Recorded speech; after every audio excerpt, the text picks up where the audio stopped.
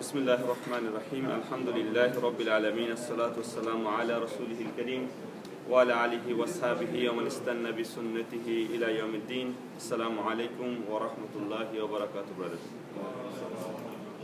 Alhamdulillah, we have finished the month of Ramadan, and may Allah accept the Ramadan, all the actions that we did in the Ramadan in the scale of good deeds. And we have finished our journey through Quran before Ramadan up to Surah An-Nisa, and after that we did few of the ayah related to the Ramadan from the Quran, and also we did one or two small surah, the short surahs from the last juz of the Quran. So we come back to the big surah, Surah Al-Maaida. Inshallah we will start today. This surah, as you can see, that this is a Madani surah. We'll have some introductory comment about the surah, then we'll do only 5 ayats today, inshallah ta'ala. Before I start, just want to extend on something that we did last evening, that we give an award to our brother Dr. Sadiq Asar for memorizing 2 surahs. So it is very sad that in our masjid we have notified people for memorizing 2 surahs, and we give choice of 4, and only 1 brother out of probably 100 brothers. If you talk about the regular brothers, it's like 20, 30 brothers who are regular to the masjid, or maybe 50, I don't know now the numbers. Only 1 brother step up. This proves that we have no strong relationship with the book of Allah subhanahu wa ta'ala. And that was the month of Ramadan. That was the time that we should put our extra effort. Now we have come up with different type of excuses. The brother, I'm old now, I'm aged now, I don't have memory like the young man. That's not true. You became aged, but Allah subhanahu wa ta'ala give you other blessings that you are ignoring. That you don't have to probably take care of your children now. Maybe your children are grown up. Probably you have your grandchilds now. You don't have to take care of your job. Maybe you're retired now. For the young people, you have the energy and everything. So everybody has the things. Allah subhanahu wa ta'ala mentioned in the Quran, وَلَقَدْ يَسَّرْنَا الْقُرْآنَ لِلذِّكْرِ فَحَلْ مِن مُدَّكِّرٍ. I have definitely made Quran easy. If you believe in Quran, if you believe what Allah subhanahu wa ta'ala says Quran, then you have to believe in this verse. And this verse in Surah Al-Qamar, not 1 time, 4 times Allah says. Just some of the surah, the ayah repetition of the ayah, this ayah Allah repeats 4 times. وَلَقَدْ يَسَّرْنَا الْقُرْآنَ لِلذِّكْرِ وَلَقَدْ يَسَّرْنَا الْقُرْآنَ لِلذِّكْرِ. And we say, no, Quran is difficult for us. Some brothers spend their time just to learn tajweed. Tajweed is the main thing for them. I'm not ignoring the fact that tajweed is important. But brother, before that, learn the thing. If you think that I'm not good at tajweed, forget it. Just jump into it, learn the Quran, memorize the Quran, try to understand the meaning. Allah subhanahu wa ta'ala in the Quran never said that, memorize Quran. You'll never find a verse Allah said, become a hafiz in the Quran. Yeah, there are hadiths about the blessings of becoming hafiz. What Allah said, تَتَدَبَّرُ الْقُرْآنِ, reflect on the Quran. And when you memorize with the meaning, of course, you have the reflection. You know that the surah. When the Imam recites, you have the idea. So, we should have established the relationship with Quran from Allah subhanahu wa ta'ala. This is the rope of Allah subhanahu wa ta'ala. Think like this way, Allah has hanging a rope from the sky, and we should hold to the rope. We are doing the other good things, and those are also important. We are cleaning the masjid, we are arranging people for the prayer, we are doing sadaqah, we are collecting zakah, we are collecting fitra. All these are important. But if you are not even holding the rope, what's the point of doing this one? You should have a close relationship with Quran, with the speech of Allah subhanahu wa ta'ala. So brother, inshallah ta'ala, next year or whenever, you start from now. Get prepared from now. Doesn't have to wait for Ramadan. Just start, ayah learning 1 ayah, 2 ayah a day, or 3 ayah a day. And inshallah ta'ala, as the Dr. Sadiq said, he said he had difficulties. He shared his experience that for 6 months he couldn't memorize anything. He said it's very difficult for him. And he's a busy person also. He has his doctor practice and everything, all these things. But then he said, what I'm doing, let's start slowly. He thought probably I cannot do in 1 week or so. Some people can do in 1 week. Some people can memorize in 1 week the whole surah. Some people take me 2 weeks, 3 weeks, 4 weeks. And that's the approach he took. Now, alhamdulillah, I heard that when he recited in front of Sheikh Yusuf, I heard how he recited. Beautiful, mashallah ta'ala. Very good.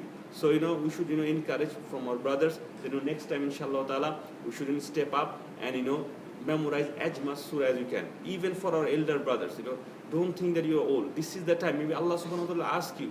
And honestly, the time of Sahaba was different. They have very difficult times. Allah has given us, blessed us with so many things. If you want to memorize Quran right now, you can open up your iPhone and start doing now. how many reciter you want, 10, 15, 20, how many tajweed rules you want, how many videos you want, everything is available for you. How people are waiting in the YouTube for you to teach you every letter in a day. Different type of things are there if you want to do it. So don't you think Allah subhanahu wa ta'ala asked you that I have given you these things in front of you, accessible to you, and you still didn't use this one. And you still have the same excuses. So we should not do this anymore. Inshallah ta'ala, try our best. No, obviously not everybody can achieve the same goal at the same time, but we should all be in the path of Allah subhanahu wa ta'ala to access this one. Inshallah ta'ala, let's begin the surah. As Surah Al-Maaida, there's some introductory comment that this is a surah after the post-Hudaybiyah. And this is the pair surah with Nisa. That's the Surah Baqarah is a pair surah with Surah Nisa. Surah Al-Imran. This is pair with Surah Nisa.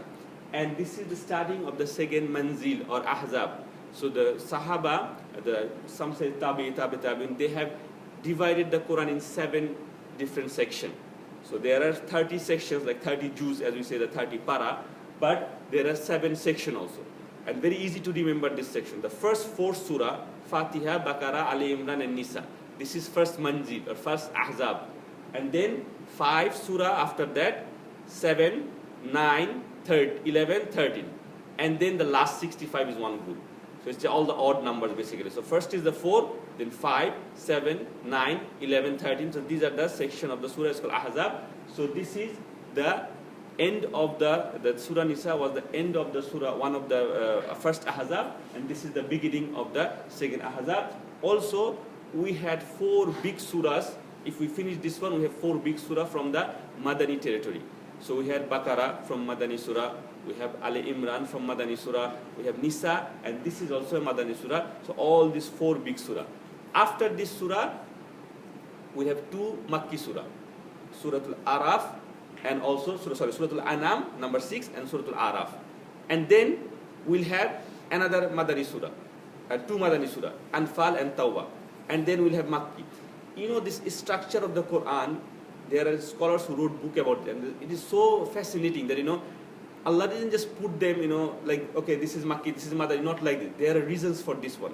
One of the example I'd like to give you, in these 2 surah, Surah Nisa and in Surah Al-Maaida, Allah talks about all the laws and everything. Like the next 2 Makki surah, Allah gives the glad tidings for the Jannah. So if you follow all these things, you will get to the Jannah basically. So and there's a lot of other explanations how the Quran is structured in such a way. Why there are few Makki surah in the middle, then we have a chunk of Madani surah, then we have a lot of Makki surah, and then again Madani surah. So everything has a wisdom behind it.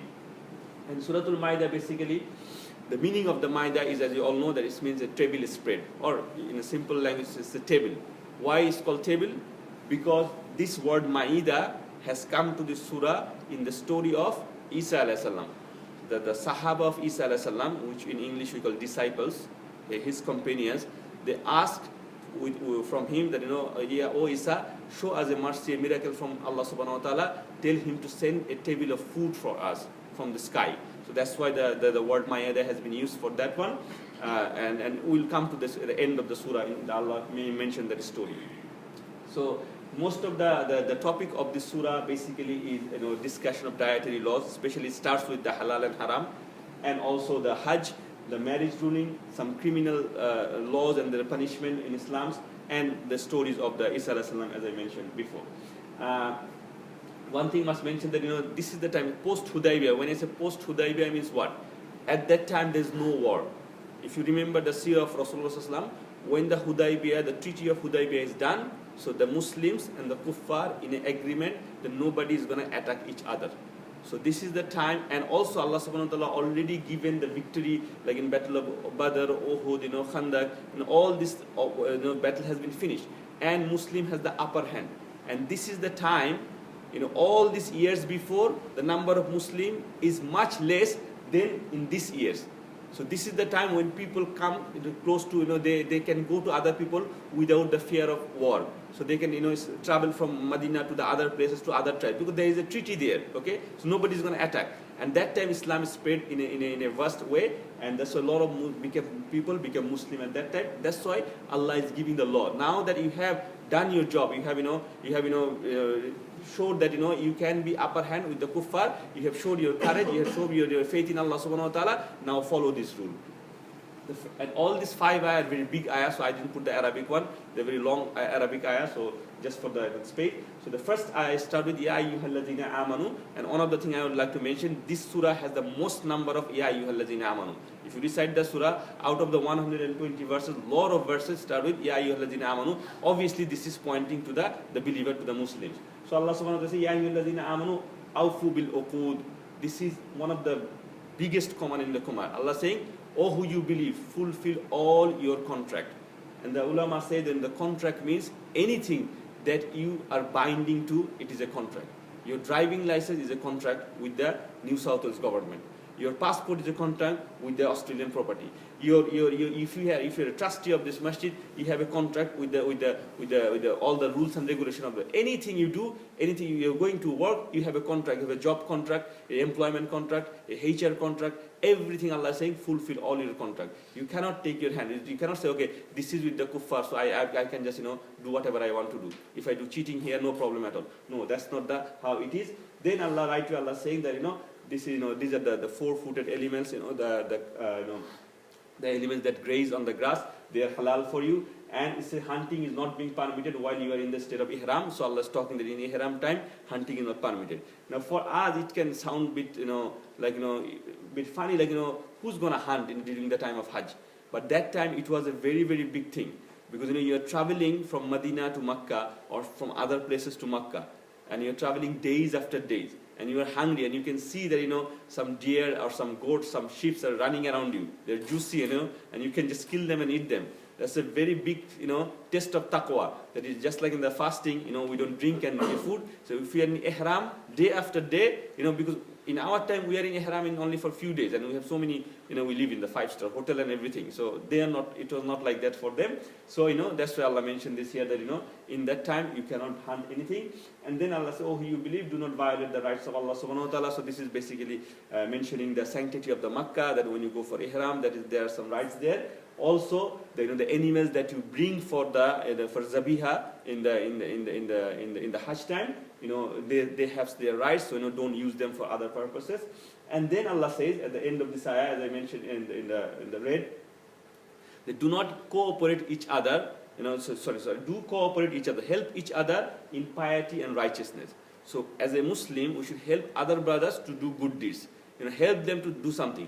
If someone needs some help in learning Quran, show him some guidance. If someone needs to know something about learning the Salah, or some good courses or something, you have some materials, provide them, teach them, learn them. This is how we should help each other in the piety and righteousness. And then Allah said, and do not cooperate in sin and transgression.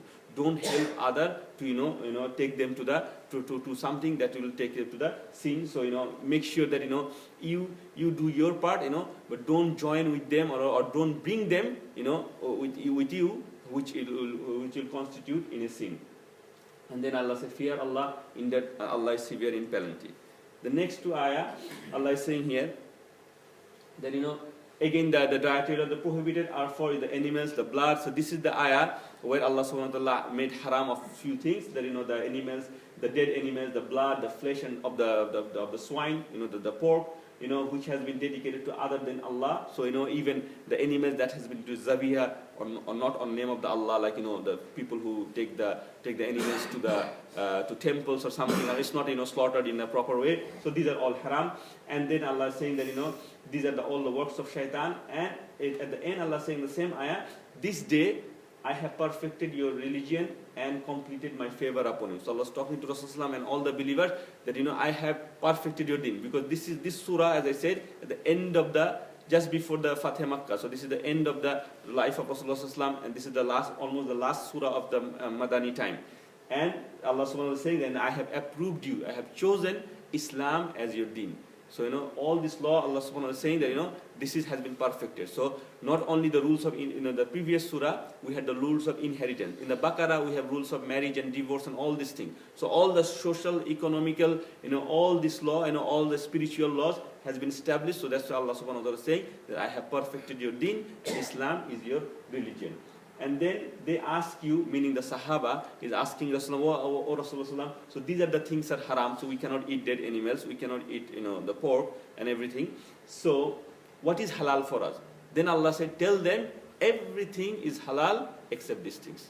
This is a mercy from Allah subhanahu wa ta'ala. Allah didn't put a list for the halal things. If Allah put a list for the halal things, then without that list, anything outside of that list would be haram for us. Allah said anything that is tayyib, that is pure, it is halal for you. And those are the few things that is haram for you. And that's what Allah subhanahu wa ta'ala mentioned here. And Allah said, what you have trained for the hunting animals. So this is another big thing. If you live in a countryside, you have a hunting element. You train the hunting animal to catch some deer or something for you. So those things are also haram, although they are not slaughtered. But if you have a chance to slaughter them, then you can slaughter them. And then Allah says, indeed, Allah is swift in accounts. So Allah is saying, Allah is the one who can take your hisab very quickly, how you're following these things and not. And the last ayah for today, Allah is saying that this day, all the good foods have been made lawful. So Allah is still talking about the food, and the food, those who were given the scripture. Now listen here, this is very important here because, the Sahaba is coming to Makkah now. So their life in Medina is almost finished, the Hudaybiyah is done. So they are hoping that next year they are coming and they will do the Hajj in the Makkah. That's the contract with the people of the Makkah. And some of them probably will come and back to their back home in Makkah. But Allah is talking about the Ahl Kitab. And if you remember the Sirah of Rasulullah, by this time, all the Jewish tribe, the 3 big Jewish tribes is gone from Medina. So there is no Jewish people in Medina now. They are far away from there. Okay? But Allah is talking about them. Why? Because Allah in His wisdom, He knows that Islam will be spread over the world. He already given indication to the Rasulullah and to the Sahaba that this is not the end. You have Makkah and Medina now, and now just sit down and pray 5 times. That's it. No, that's not your job. Your job is to go to the different places. And that's why Sahaba went to, different places up to the China. The Sahaba came to the South India at that time. Sahaba came to the other side, Africa, the Egypt and all these places. Why? And Allah knows that, they have to intercount with the people of the scripture. And the Jewish and the Christians. And that's why Allah subhanahu wa ta'ala mentioned that, their food is also halal for you. Their food is also halal for you. And your food is also halal for them. So Allah, by saying that your food is also halal for them, Allah is saying that, listen, don't think that, you are in the ruling position now, they are second-class citizen. No. If they come to your house, don't tell them, okay, you cannot eat our food. This is our halal food, so I'm going to give you different food. No. They can also have your food because, they can have your food as you can have your food. Then Allah mentioned that, even that their chaste ladies, like the omens from their side, who are, pure in faith and pure in their chastity, that, they are halal for you to get married. And this topic, as you know, we are allowed to marry the Christian, the Jewish, but, in our time, a lot of ulama has different opinions, a lot of fiqh around it, because this is something halal, but it has a lot of concern. It's just like, a simple example I can give you, peanuts is halal, right? We can eat peanuts. But if you are allergic to that, we don't suggest it, because it doesn't mean anything halal means it's very easy for you, everything is healthy for you. No, not maybe. If you are diabetic, all the sweets is very good and nice looking and nice tasting, you are not supposed to eat that, because, it will cause harm to you. So same thing in our time, first of all, to find a Ahl Kitab girl with chastity is almost impossible. And even if you find that, there are a lot of consequences. Because this is happening in our time, in different scholars says, because they do get married depending on this ayah, and later on they fight about the religion, and the sufferer are the children. So the children sometimes they don't know what to follow, so they leave Christianity also, they leave Islam also, they choose their own way. So that's why this is something, it is not haram obviously, but the scholar says if you do it, if you have to do it, think positively, think in a future plan, make your plan future, or in a way that you can have your family in an Islamic way. And that's what Allah subhanahu wa ta'ala mentioned here. And then the last Allah said, and whoever denies the faith, so whoever denies the iman, all his works will become worthless. And this is one of the ayah that's been used for the logic for those people. Sometimes people ask, what's going to happen to Mother Teresa? She is such a nice lady, help all other people. Is she going to Jannah or Jahannam? What will happen to this lady? She's in the part of UN or something, and she is helping all the people in Africa and all these things. But she is not Muslim. Allah is going to punish him. So it says here very clearly, if they have listened to the Islam, if they have listened to the message of Islam, and they have denied the faith, they said, no, I don't accept Islam. I don't accept Rasulullah as the last prophet. If they deny that one, all their good deeds will be worthless. That's the ayah, or some of the scholars mentioned this ayah, Allah mentioned, and few other places Allah mentioned that you have to have the iman for that one, but ultimately Allah knows the best. What will Allah decide, how will Allah judge them? Only Allah subhanahu wa ta'ala know what is in their heart and how they receive the message. When the message was presented to them, was it in the right way or not? So all these factors are there. So it is with Allah subhanahu wa ta'ala. But from our side, as we can read through the Quran, that if someone denies the faith, reject the iman, the work of their thing, the good deeds of this world, they will be fruitless in eyes of Allah subhanahu wa ta'ala. Jazakallahu khairan. Subhanakallahumma bihamdik. Ashhadu an la ilaha ant. Astaghfiruka wa atubu ilayk.